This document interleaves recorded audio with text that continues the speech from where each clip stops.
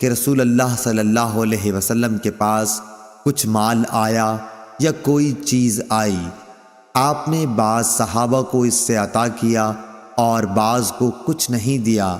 پھر آپ صلی اللہ علیہ وسلم کو معلوم ہوا کہ جن لوگوں کو آپ نے نہیں دیا تھا انہیں اس کا رنج ہوا، اس لیے آپ صلی اللہ علیہ وسلم نے اللہ کی حمد و تعریف کی۔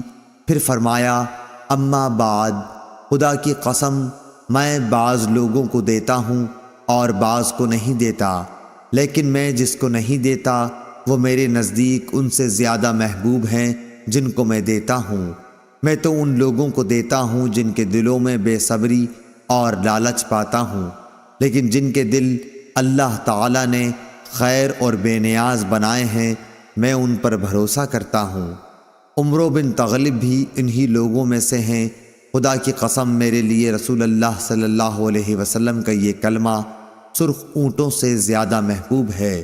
صحیح بخاری حدیث نمبر 923۔